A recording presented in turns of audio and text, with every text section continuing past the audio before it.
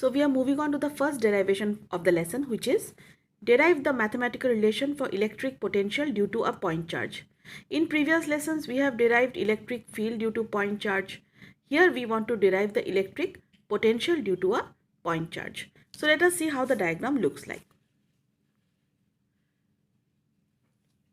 So let us consider a point charge of plus Q at a point in a medium of dielectric constant K.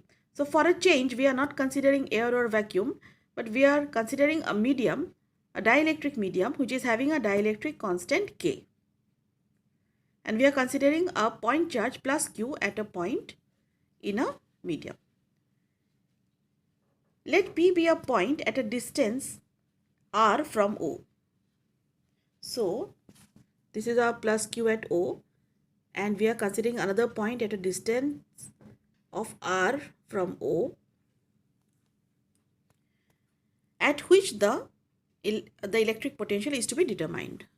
So this point P is at the distance of R from O is where we want to determine the electric potential. That means we want to calculate what will be the work done if a test charge is brought from infinity to that point. Suppose a test charge plus Q naught is placed at point A. So instead of considering infinity, let us imagine that first it is placed at point A.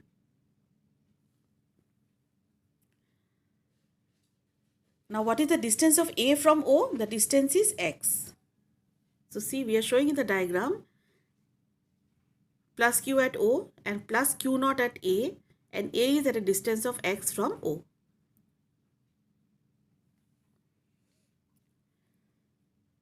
Now what is the electric force on Q naught? From Coulomb's law we know. Now this is dielectric constant K is to be included. So 1 by 4 pi epsilon naught K. Q naught, product of the charges, divided by square of the distance. Distance is x, so x square. This is equation number 1. Now what we do, suppose Q naught is displaced by a small distance dx to the point B. So point B is now nearer to the point O. So force is towards the right hand side, but we are displacing in the opposite direction towards the left hand side by a small distance dx. So what will be the work done? We know that work is the product of force and displacement. Displacement here is dx. It is in the opposite direction of force. So what is the work done? So work done is small work done, dw is equal to F dot minus dx. Minus because opposite direction. So this is equation number 2.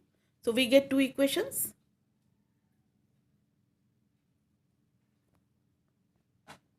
Now we relate these 2 equations as such.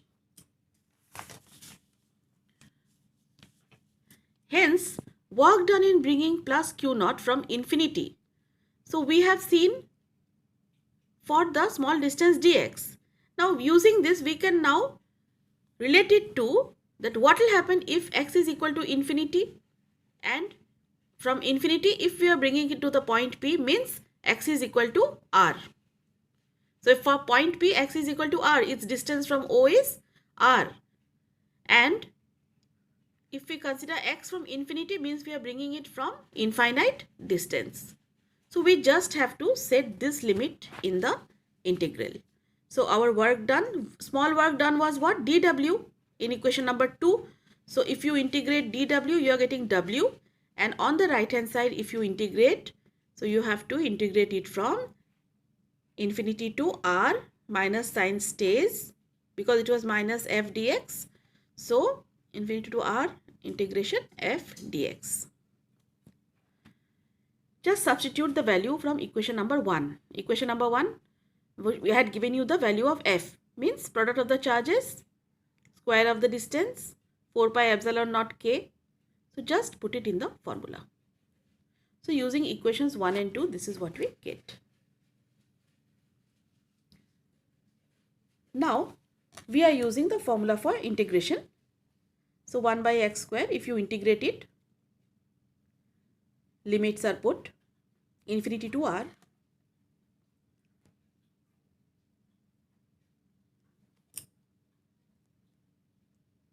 1 by infinity 0.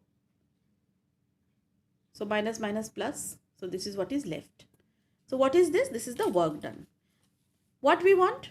We want potential. Formula for potential, V is equal to W by Q naught.